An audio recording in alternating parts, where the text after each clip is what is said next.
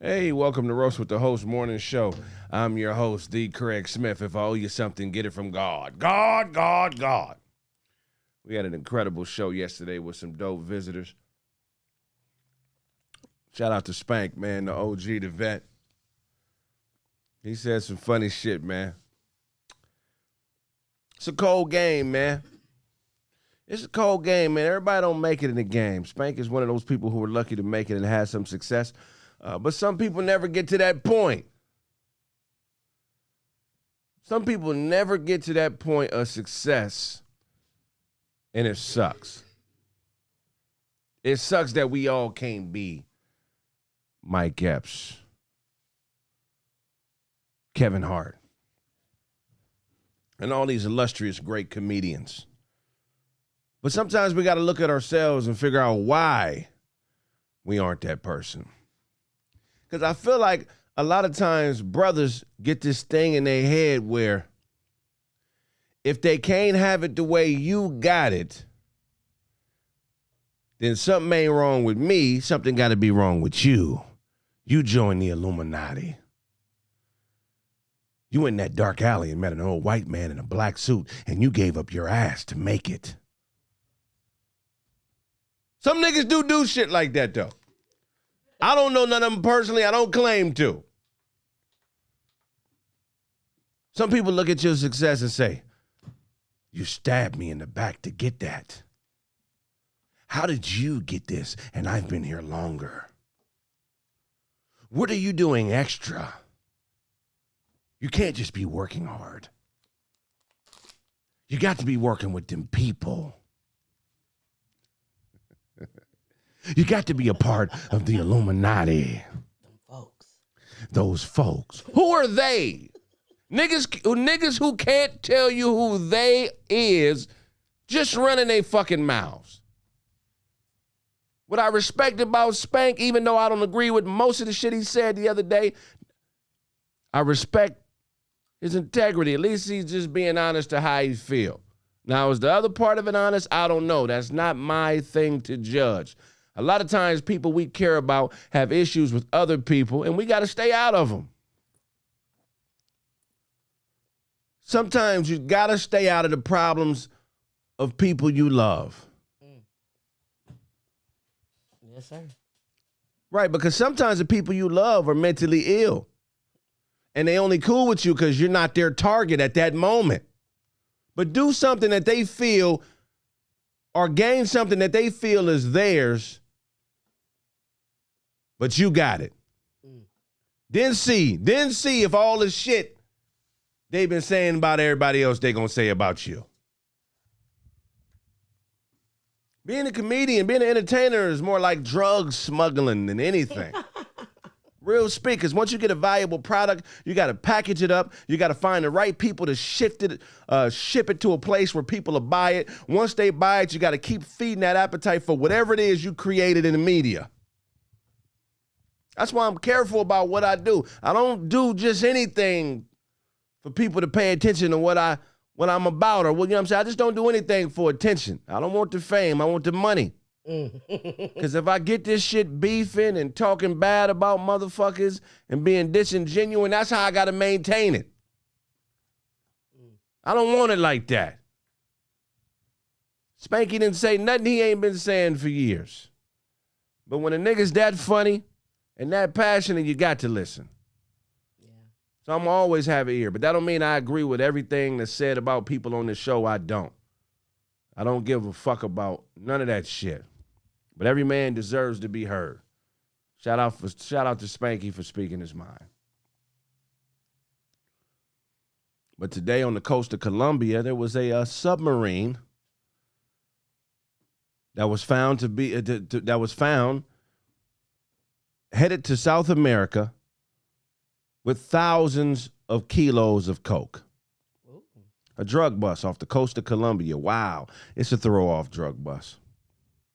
It's a throw off. It's a throw off, man. These cartels are so big and so rich, man. They'll give away a few thousand kilos to make news, while another fucking 100,000 kilos is en route a completely different way. But it was a 50-foot submarine, a submersible vessel.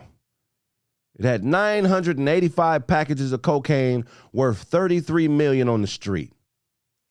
33 million? 33 million, which is chump change for cartels. 985 packages of cocaine. They had a name for the cocaine too. It was called it was labeled Rocky. Rocky cocaine.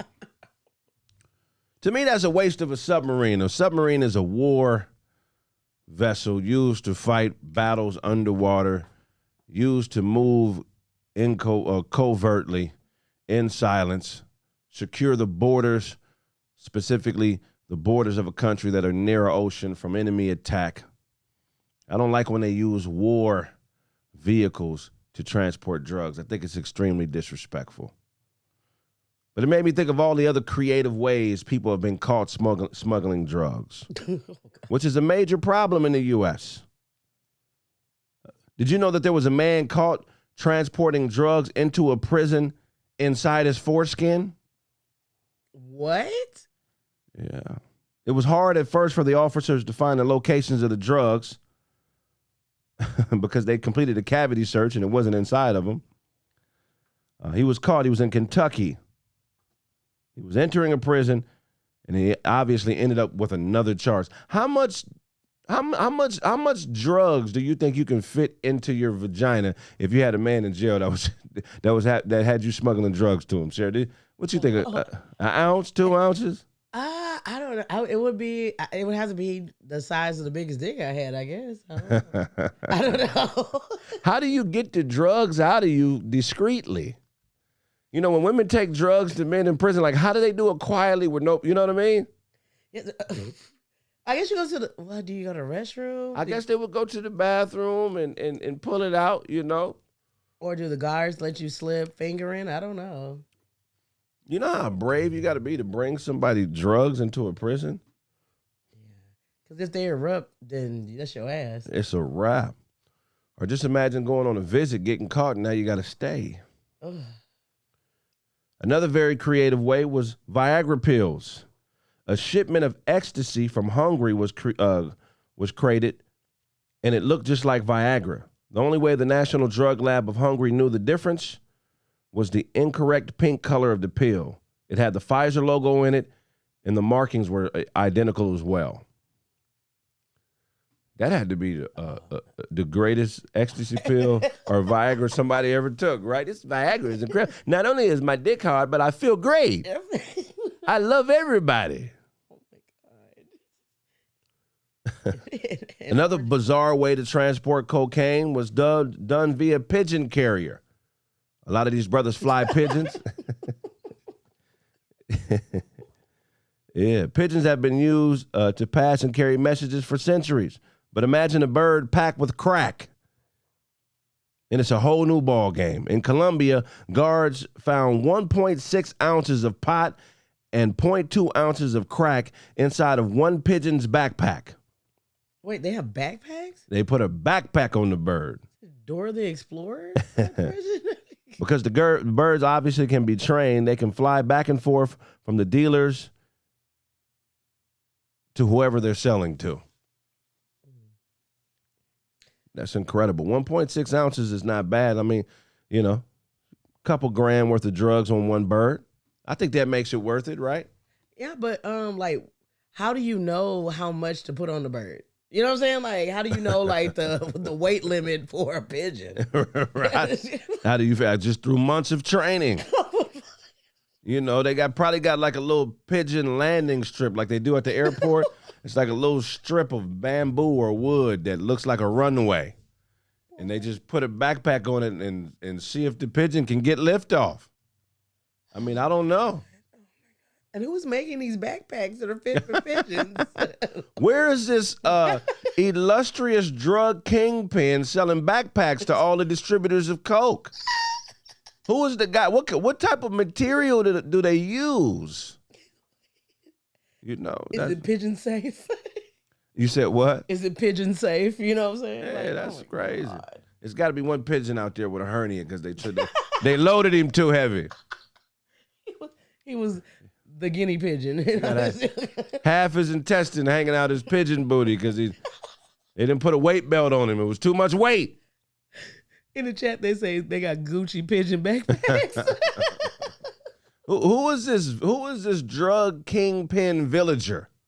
They never talk about drug kingpins in villages. They're always city folk. Oh, God. It's got to be one drug kingpin in a village that is just, his sandal collection is crazy. His grass skirt collection is elaborate with just grasses from every continent. Like, he's flossy in a villager type of way. He got a Gucci plated pickfork. What? You understand what I'm saying? Yeah. Why aren't there more drug kingpins in villages? Oh my God. You got a mud mansion? I know Rosewood had to have at least one drug kingpin before it got burnt down. That was selling all the hooch. Oh my God. You know, are kingpins into farming? Why is a kingpin a city thing? You from the country? Yeah. You been around some country ass village level drug kingpins. Don't they get down a little bit different than city slickers? Yeah. I mean, this is gonna. I hope I don't incriminate nobody, but I know a certain town where they would put it in the well. In the well? What you mean, where the water is? Yeah, but they would put, like, they had like a hiding, like a little hitch thing, like in the well. You can pull up your drugs. So they would put it there, then you come up later and grab your shit. Yeah. So that you pay them first? Yeah, or you could. They had a little drop box on the side of the well, like it looked like a rock, but you move the stone back, and they would put. This is so country. Oh my God, I feel like horrible. But they would pull it back. It was like a mail drop box. Like a drop box for your money, and then you come back or whatever, and you come and you pull up your drugs. So you're saying they would put the money under a stone? Yeah, like in a stone, like a certain type of stone that was marked. This sounds like some Roman shit. Somebody said Will Chapo. Put the drugs under a stone next to the well, where the oak tree faces the mountain. You will find an ounce and a quaalude. Yeah. That's crazy. In them type of places, they literally trade for drugs. There ain't no money involved. It's like, hey, you give me this satchel, I give you this ounce. The satchel? Have your son come clean my farm for an hour, I give you a quarter key of cocaine. Why is there a butchered calf packaged on the side? You don't got my money? Well, we're going to have to sacrifice your eldest cow. Oh, my God. We're going to have to sacrifice Bessie. No more milk until my shit's paid up. A ransom heifer. A ransom heifer. I'm taking all these goats until you pay me what you owe me, nigga. What? Okay, you get and you know everything happens slower on the farm, so niggas don't want they tomorrow. Say, I want my money by next spring. What? After you reap your harvest, nigga, I want all my bread. You know, nigga, it's a more patient drug lord in farming areas because shit don't happen as fast. You know what I'm saying? Yeah. That's some funny shit. After these pigs have 2 more litters of piglets, you better have my $75. Oh my! How do you? I wonder what is the like? How do you measure? Like, how do you know what's worth what? You know what I'm saying? Is there a chart or something? You know, supply and demand is always in effect regardless of what society you're in. So the more expensive, the more illustrious things are always going to be things that aren't in abundance. You feel what I'm saying? Mm-hmm. So that's going to be the pricey shit. That's going to be what motherfuckers, you know, that's the Benz in the farming place. You know what I mean? That's the Benz. That's the Benz. That's the Rolex. A fucking full-grown bull with crazy horns is way more valuable than probably a sheep. Because it's a bunch of sheep. Yeah. A good big bull, yeah. In the farming world, anybody know farming? Tell us what's more valuable? How do they price shit in the farming world? Am I correct? Is it supply and demand, or does it go by taste?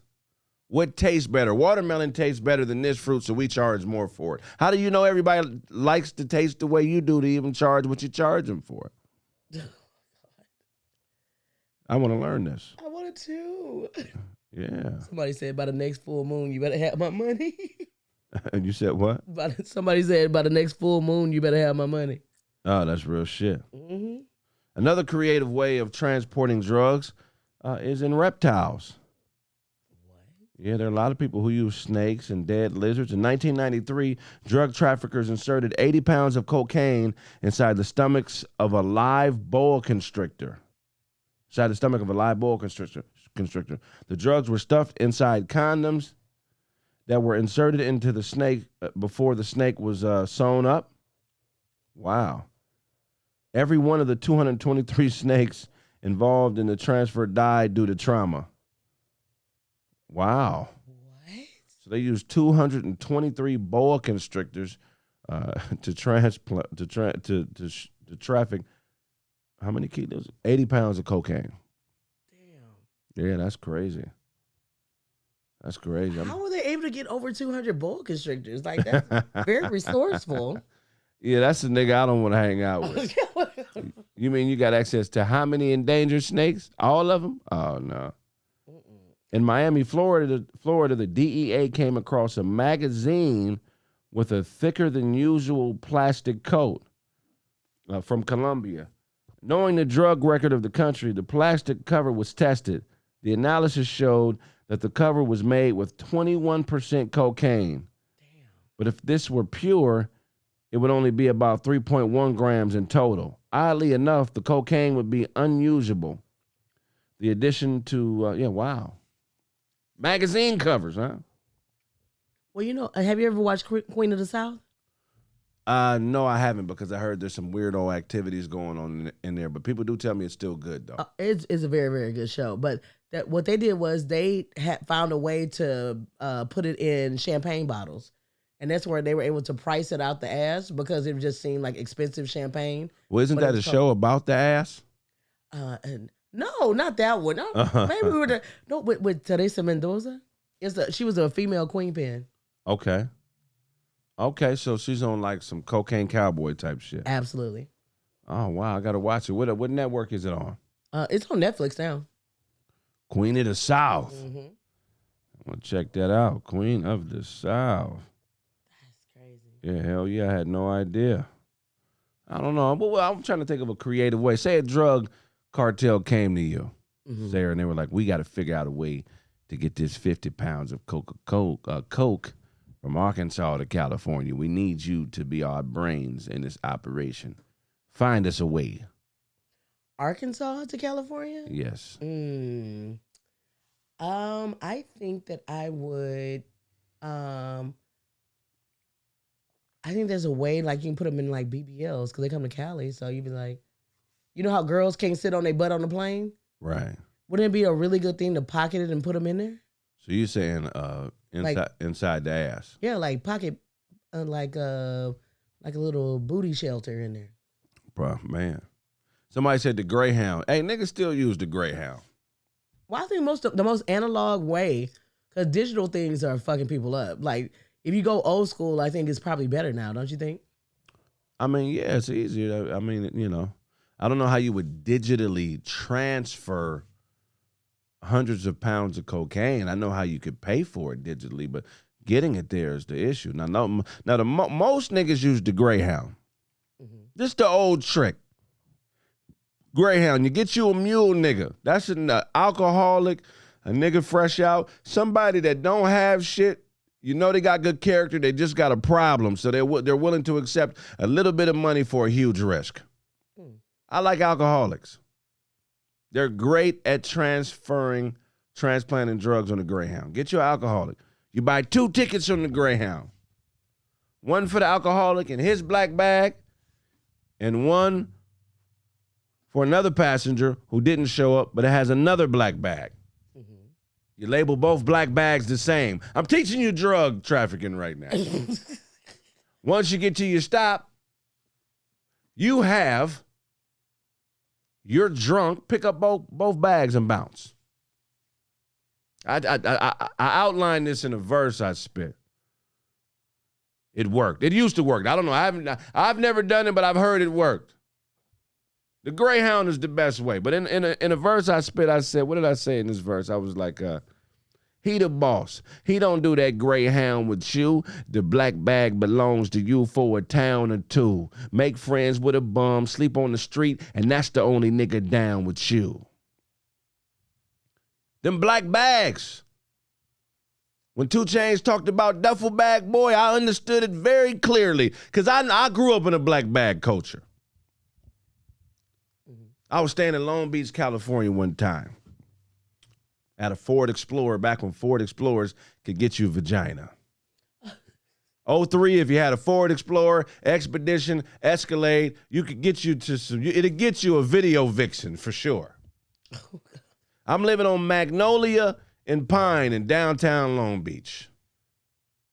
Very weird area. For those of y'all who don't know downtown Long Beach, it's a lot of tourists, some gay stuff going on, surfing, and then right next to that is the east side of Long Beach where Snoop Dogg is from. It's gangbanging and violence. So it's an epicenter of every different type of lifestyle. So I parked my Ford Explorer, which, hey, I used to get bitches with this motherfucker. Now, I take this back. I wasn't in my Explorer. I was in my Cougar. I had a 95 Cougar, a white coupe, gray leather interior. I thought it was a dope vehicle because I cashed out for it. It was the first car that I cashed out for that had a significant price. It was a $7,000 car. I brought him the whole $7,000. Not $6,900, not $6,950. Brought the man $7,000. Weird thing about this car is I never actually got it transferred into my name because I got so many parking tickets and tickets on it. I got at least 72 tickets on the car. Oh my God. So the car was worth $7,000. I got about $28,000 worth of tickets on the car. That's horrible. So I pull my Cougar into the spot. When I get out my car, I look near the back tire. I see a black bag. I see a black duffel bag just sitting on the ground. It wasn't a beat up duffel bag. It was black. It had a white tag on it, and it was sitting next to the back tire of my car. I look at the bag. Now, the building I stayed in was called the Camden Harbor or Cambridge, some shit like that. Big pink building. Right behind it is the Aquarium of Long Beach, and then there used to be a GameStop right there. Anybody familiar with Long Beach knows the area. This is a nice area I'm talking about. So I get out my car, I see the black bag. We used to have cameras all in the parking garage because it was a really nice complex. And right across was the police station on Magnolia. Then on the other side is the east side where it cracks. So they had cameras because sometimes riffraff would come over there and patronize. So I look at this black bag, Sarah. I say in my head, that ain't my bag. Mm-hmm. I'm not touching something that ain't mine. I go to my apartment. At the time, I lived with